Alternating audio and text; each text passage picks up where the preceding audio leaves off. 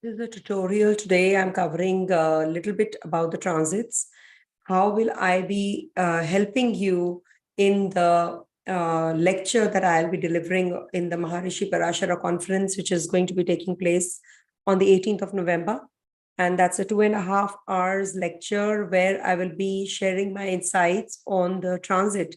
How do we interpret transits? Actually, it's a consolidated video so that you can actually interpret the transits your way and in a very simplistic and a holistic approach. So please do enroll yourself in the Maharishi Parashara conference. It's an important one because there are many, many renowned astrologers who are going to be participating and lecturing on different topics. I would request you to enroll fast. And there are certain discounts also going on. You will get to know on the maharishiparashara.com, conference.com. You can log in and you will get to know. I will be picking and choosing a couple of horoscopes also live, and I'll be interpreting the transit positions then and there. All right. So this is a part of that particular conference. It might just help you. So just try to enroll, and the elaborate video would be shared then and there on the transits. So hey everyone, this is Vanita Lenka and I'm a Vedic astrologer, and today I'm going to be discussing a very important topic because people come up with a lot of confusion on this topic, that how am I using the nakshatras? How am I incorporating the manshas? How am I incorporating the nakshatra pada in my weeklies, monthlies, and yearly predictions? So it's a very important video. Please understand that this is what I'm going to be explaining and how you can use it on your personal chart. See, the first and the foremost thing is, what is a nakshatra? In a Rashi, wherever your Rashi, whatever Rashi is, there are 4 nakshatras in that particular zone. In that particular zone, there are different nakshatras, and they are divided into 4 charans. One nakshatra is divided into 4 padas. So in a particular sign, we have altogether 3 nakshatras. Generally, it's the 3 nakshatras which are going to be there, and they're going to be divided into 9 padas. So that's how we reach to 108. Now, we have to see where your planet, the dasha that you are in, is placed. That's the first and the foremost thing, the basic. There are 12 rashis, 9 planets, and 27 nakshatras. So when we see, to start with, where your first dasha lord is, suppose you are in a particular dasha or and a sub dasha of a planet. Saturn dasha, Saturn is in a Libra sign, and it's in Chitra nakshatra. Suppose it's in Chitra nakshatra. Now it has to be in some Navmansha also. So what is the Navmansha where this, let me wear this, I can't see properly. So when we are talking about Chitra, is it in the Virgo Navmansha? Is it in the Libra Navmansha? We have to see that. Is it in the Scorpio Navmansha? So if it is in the Scorpio Navmansha, that means double the impact of Mars. So that's how you have to actually interpret the Saturn Dasha. So we become Saturn, Mars, Mars. Check the condition of Mars in your chart. And in the sky also, see where Mars is transiting. That is how you will be getting the result of that particular dasha, and see if that event that you're waiting for is happening at that time or not. Let me make it simple by sharing with you the software where I use the 2 charts, wherein there is Lagna Kundli and the Navmansh Kundli also. It said that Navmansh Kundli is only used for the spouse and the marriage, etc. I use Navmansh Kundli as a substitute chart. Remember, the first and the foremost chart is the D1 chart, the Rashi chart of the Lagna Kundli. Then comes the Navmansh Kundli. In Parashara Hora Shastra also, Navmansh Kundli is a very important chart. That is the 9th division. That is your luck, your fate. How is it going to actually play out in your life? That is very important. What Lagna is rising in your Navmansh Kundli is the most important, because you are what you are in your Rashi chart, in the Lagna rising. But what exactly is going to be your inside you, that we see from the D9 chart. If you are a Leo rising in your D1 chart, but you are a Libra rising in your D9 chart, so your serious approach changes to a very outgoing person when you are in the Libra Navamansha. You can check for yourself. So that is the core of you. What exactly are you? That is what, we see the inside you from the D9 chart. It's a very important chart.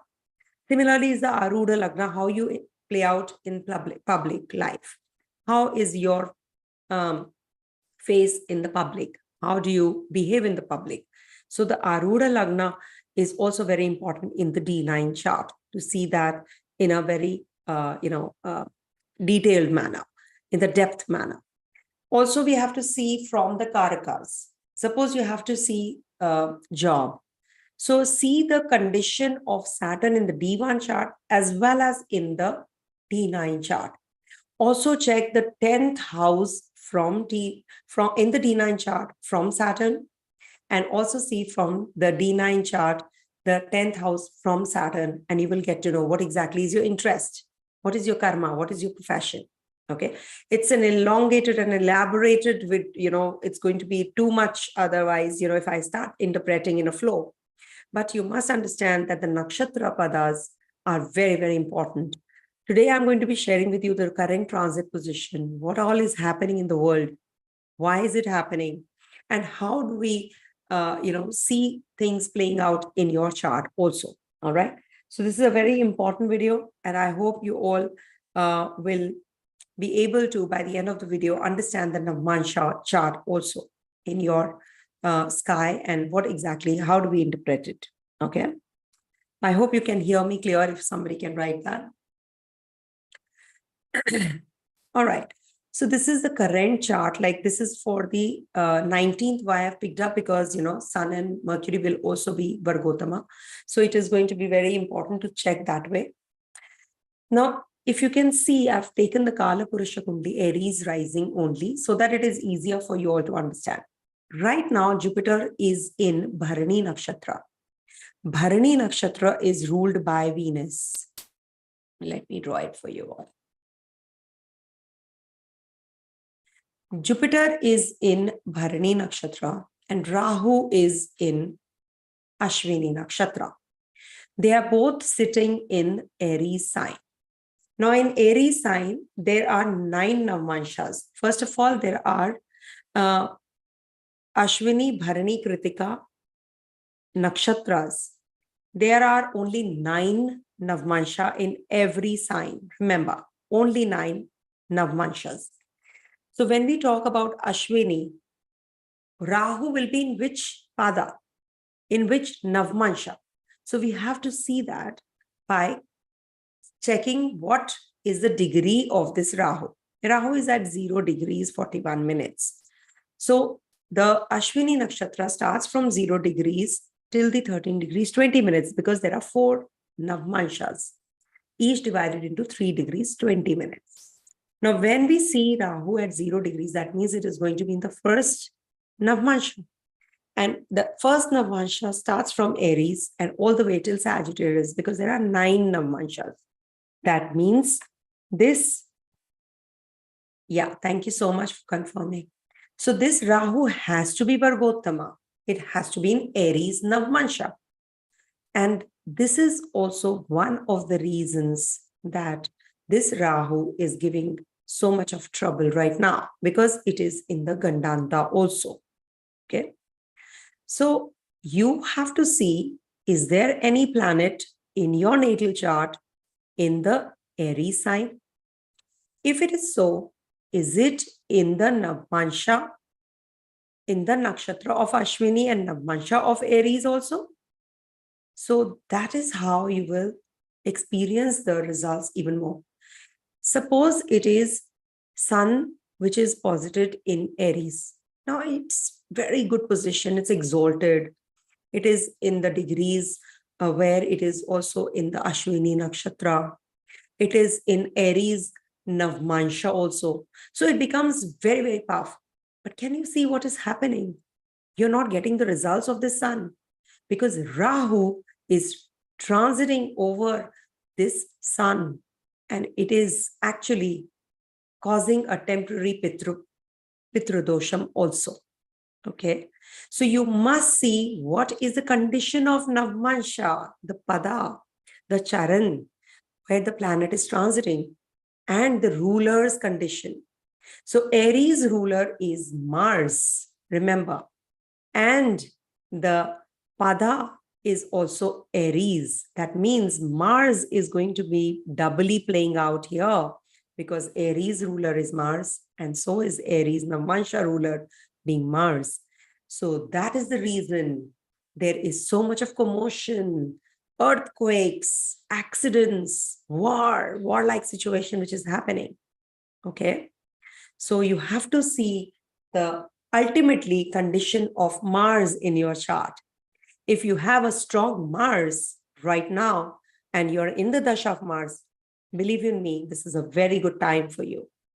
Your Aries, wherever your Aries sign is, wherever your Mars is, those areas are activated right now. So this is one of the ways to check. So how Mars? Mars is the significator of siblings. If you're a female, then Mars is your husband. So this is going to be impacting, this time is going to be impacting these zones even more. Property related issues, you will experience some upheavals there. Or maybe if you are purchasing a property, so this will give you some hiccups, some troubles there. That is how you have to interpret. So when I'm doing the transit videos, I'm looking at the Navmansha also, and then I'm giving the readings. So here Mars is the ruler of your 8th house also. So we should not forget, if this wasn't Aries rising, if it was, suppose, Cancer rising, this would have been the 10th house, and the ruler being Mars transiting through the 4th house from Aries will be giving you issues at the family, at the home front, will be giving issues with children, okay, and at the workplace. Either you will be doing really well, will be having some major issues to deal with. Now, in the transit, can you see Mars's condition is actually very sad. Why? Because it is first combust by the authorities, politicians, Sun. That is why it is Sun. And in the Navmansha also, can you see almost all the planets are here in the Libra sign, and they are in Chitra Nakshatra, ruled by Mars. But Mars is splitting here. Why? Because Mars is not in the Libra Navmansha. Mars is in Capricorn Navmansha, the ruler being Saturn. And Saturn is in Mars's nakshatra. So can you see how Mars and Saturn are also forming a connection? Till the time they are together, they are forming a connection, we will experience earthquakes. We will experience these warlike situations. And in Libra sign, we have our Gotama, Ketu, Sun, and Mercury. Also, can you see? They're all on the 19th. When I've made this chart, till the 21st, they're going to be together. They're not splitting before that. And once they split, Sun moves forward, Mercury moves forward, then they move ahead and they are splitting away from this Ketu energy. Things will get better. Things will get much, much easier for others. So you must see the condition of Mars right now in the sky, in your chart, in your Dasha. If you're having anything connected to Mars, you have to see. Now, what sign is getting impacted? Venus sign is getting impacted here, because Libra is the sign where the planets are Vargotama. Aries is the sign where planets are Vargotama, like Rahu. And Venus is also Vargotama right now and forming an exchange with Sun. Can you see? In the Navmansh Kundli also. That means the female counterparts, children, authoritative figures, they're going to be suffering, or they're going to be making major decisions right now. Because Sun, when it switches places, it is going to be in its own zone, but Venus is going to be conjunct Ketu. So Venus is for a male, Venus is the wife. So the wife will become very spiritually inclined right now. If you are in Venus Dasha, you have a Libra rising, or it could be that in, Ketu and Venus conjunction, this might bring about a lot of irritability in relationships. Film industry, glam industry, female counterparts in general are going to suffer. Also, you might be worshipping Devi, goddess, any kind of the goddess Rupa, form of goddesses. Okay, that is what is this telling us. Also, if we see the condition of Saturn, let's interpret Jupiter and Saturn also, because they're very important grahas right now. So, but you have to see your own chart and your dasha and your chart, and then superimpose the transit positions. Okay, that's how we do. Jupiter is in Bharani Nakshatra. And where is Jupiter in Navamsa? Jupiter is in Virgo sign. Jupiter in Virgo sign in Navamsa is not considered to be good. Kindly check your South Indian chart yourself. I have made it here. So this is the D9 chart, and you can know about the D9 chart also here. So you can interpret very well. This is the D1 chart. This is also D1 chart. Here it's written.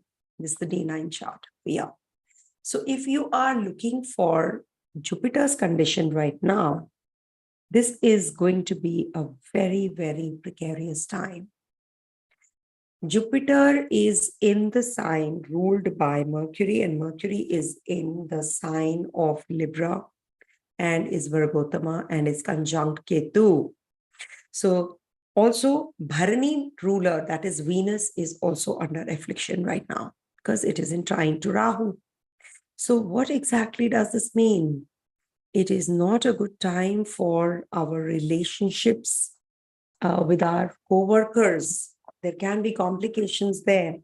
Also, the 6th house is the house of health, diseases, anything to do with servitude. The more you have that attitude of serving others, humanitarian, things will get better. Jupiter doesn't do well in Virgo. Why? Because A, it is the inimical sign of Mercury. B, this is a sign of analysis, very, very detail-oriented sign. Jupiter is not. Jupiter doesn't like to get into detail. He is the guru. He just wants to impart knowledge. He cannot be a business-minded person. That's the reason Jupiter is not doing well here. So when we see the inimical part, when Jupiter is retrograde also in the sky, there's no saving grace. We are actually in competition with the world. The world is on fire. There is a lot of tug of war between planets and people, and there is egocentric rule which is prevailing right now. Can you see? Jupiter is not playing out well in the sky, and this is the Jupiter which is causing so much of trouble right now, the havoc that's created. We are blaming it only to the Saturn and Mars conjunction, connection, Rahu Ketu connection. Who's looking at Jupiter? So when you have to check your own Jupiter, if you are in the Dasha of Jupiter, you will find that there is a lot of problem you're facing, especially the Sagittarius and Pisces people, because Jupiter is retrograde right now, and it's the ruler of Sagittarius and Pisces sign. So please check where your Sagittarius and Pisces sign is. Also see where the Virgo sign is. And then see if you are in the Bharani Nakshatra, any planet, Rashi, Lagna, your Virgo sign. That's why Virgo people are complaining, because Jupiter is transiting the Virgo Navamsa. Virgo sign is not giving any good results right now. And it is about enemies. We are dealing with enemies around, war. So we have to be more compassionate. We have to actually activate Jupiter's qualities more now. Only then we will be able to teach others, impart knowledge, free flowing, and also check how this Jupiter is in your chart. Is it retrograde? Then you must be more you have that servitude attitude now more. Then you will get good results. So that means if you have a Jupiter in Aries in your natal chart, in Bharani Nakshatra, it is definitely going to be in the, if at the degrees, in Aries, if it is from 13 degrees 20 minutes to 23 degrees 20 minutes, that means it is going to be in the Bharani Nakshatra. In Virgo Navamansha, from 16 degrees 40 minutes to 20 degrees. So see for yourself. If you have any planets in Aries sign in 16 degrees 40 minutes to 20 degrees, you're going to be feeling the impact even more. Wherever your Virgo sign is, see, Virgo sign is also, it is also in Scorpio. So it is going to be impacting the Virgo sign for Scorpio natives also. Okay. For Pisces natives also. We have Virgo sign in Pisces also. Okay. So see for yourself, these signs are getting impacted.